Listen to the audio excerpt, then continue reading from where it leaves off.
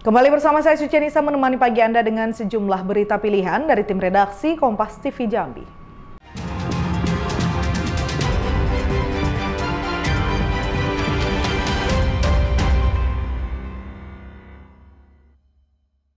Saudara, dua terdakwa pelaku pembunuhan tahanan di Mapolsek Kumpe yang merupakan anggota polisi dituntut hukuman 15 tahun penjara di Pengadilan Negeri Sengeti, Kabupaten Muaro Jambi. Dua terdakwa pelaku pembunuhan tahanan di Mapolsek Kumpe yang merupakan anggota polisi dituntut hukuman 15 tahun penjara di Pengadilan Negeri Sengeti, Kabupaten Muaro Jambi. Jaksa penuntut umum menuntut terdakwa Yuyun Sanjaya dan Faskal Wildanu Putra dengan hukuman 15 tahun penjara. Dua terdakwa ini merupakan anggota Polsek Kumpe Ilir, Kabupaten Muaro Jambi, Jambi. Kedua pelaku dikenakan pasal 338 Junto, pasal 55 KUHP setelah terbukti terlibat atas tewasnya tahanan Polsek Kumpe Ilir. Ibnu Kasir dan istrinya yang ikut memantau jalannya sidang terlihat meneteskan air mata karena tuntutan jaksa dinilai terlalu ringan dan tidak adil bagi mereka yang kehilangan anaknya. Orang tua korban juga ngamuk seusai sidang dan adu mulut dengan seorang pria pembela terdakwa. Bagi korban. Saya kalau 15 tahun saya tidak terima, Pak. Karena 15 tahun itu bagi pembunuh berdarah dingin, bagi pembunuh yang direncanakan itu tidak sesuai.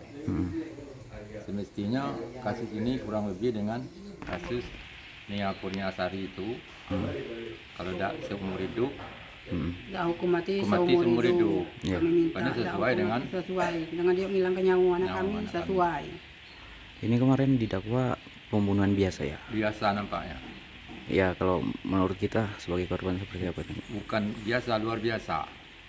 Karena anak kami itu diambil, diculik dengan tidak ada surat-surat, tidak ada bukti yang otentik, dibawa ke polsek dalam satu jam, nyawanya sudah hilang.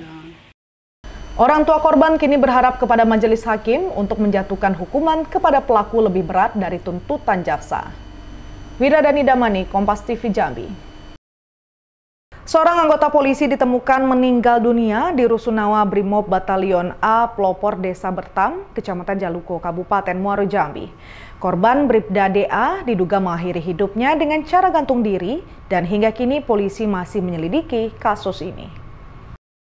Seorang oknum anggota polisi ditemukan meninggal dunia di Rusunawa Brimob Batalion A Pelopor, Desa Bertam, Kecamatan Jaluko, Kabupaten Muaro Jambi. Korban Bribda DA diduga mengakhiri hidupnya dengan cara gantung diri.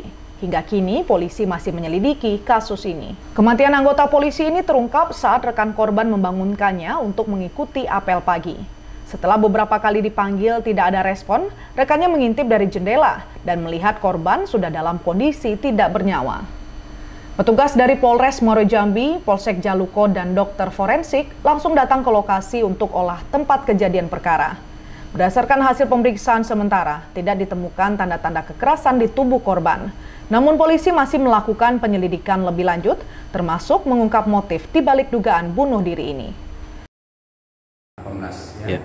Dan saat itu pada saat salah seorang anggota Brimob hendak membangunkan almarhum di kamarnya, dan setelah digedor tidak ada jawaban, lalu diintip dari celah jendela, dan selanjutnya dilaporkan kepada pimpinan dan dilakukanlah pembukaan pintu secara paksa, dan ditemukan almarhum sudah dalam keadaan tidak bernyawa.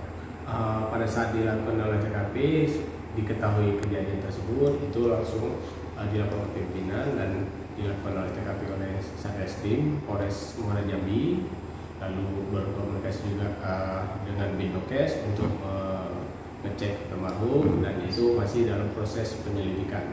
Ya, sampai sekarang untuk motif almarhum yang diduga bunuh diri masih belum diketahui, masih dalam proses penyelidikan. Ya, almarhum itu berdinas, dia terhitung mulai tanggal PMT-nya itu di tanggal 12 bulan 11 tahun 2022 sampai sekarang. Usai dilakukan visum, jenazah Bribda DA langsung dipulangkan ke kampung halamannya di Kabupaten Merangin, Jambi untuk dimakamkan. Wiradani Damani, Kompas TV Jambi. Komplotan geng motor bersenjata tajam menyerang salah satu petugas parkir di Rumah Sakit Detasemen Ketentaraan di Bengkulu. Akibat peristiwa tersebut, korban mengalami luka-luka dan sempat dirawat inap.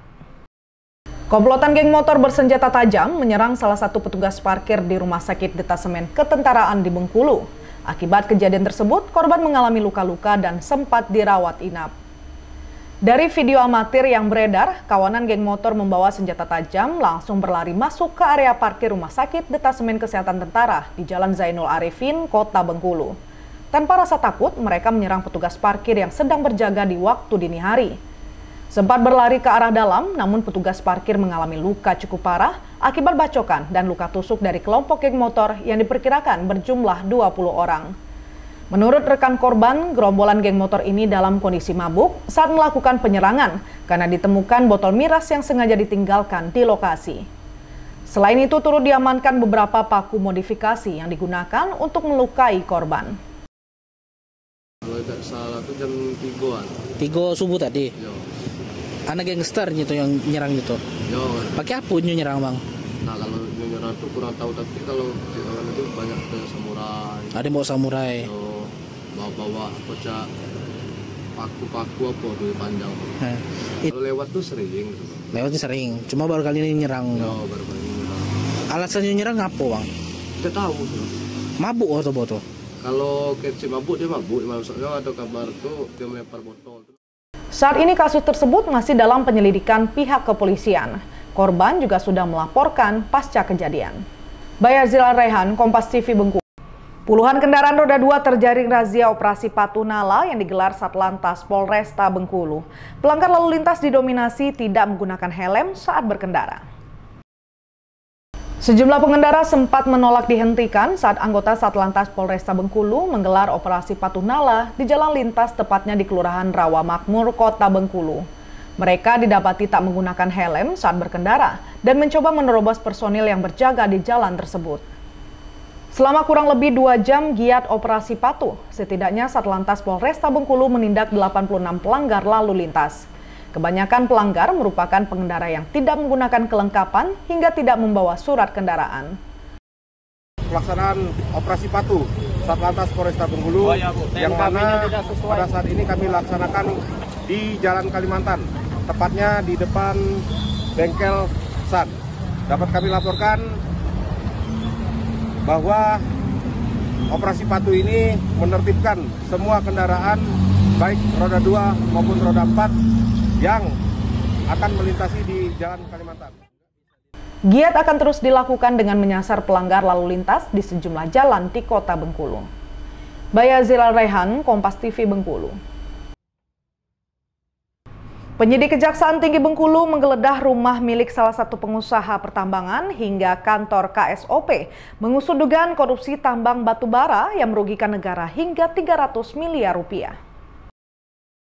Dikawal personel TNI, Kejaksaan Tinggi Bengkulu kembali mengusut dugaan korupsi pertambangan batu bara yang merugikan negara hingga 300 miliar rupiah. Ada 3 lokasi yang digeledah oleh penyidik, diantaranya rumah milik pengusaha, kantor pertambangan, hingga kantor KSOP Bengkulu. Dari lokasi ini, penyidik menyita ratusan dokumen penting di dalam box besar hingga dokumen elektronik. Kasih Penyidikan Kejati Bengkulu, Danang Prasetyo mengatakan, selain menggeledah rumah dan kantor pertambangan, penggeledahan yang dilakukan di kantor KSOP untuk menelusuri proses perizinan batubara yang dimuat ke dalam kapal tongkang. Penyidik terus melakukan penyidikan terhadap kasus pelanggaran izin usaha pertambangan, termasuk memeriksa beberapa bos perusahaan tambang. Tadi 3 tempat ya, di rumahnya Pak BBC, jadi saya ulangi di rumahnya Pak BH, kemudian di sini kita lokasi. Nanti kalau diperlukan lagi ya kita sampaikan. Ini terkait dengan tidak lanjut TBC ya. Ternyata ada lainnya, ada IPP. Apa? IPP.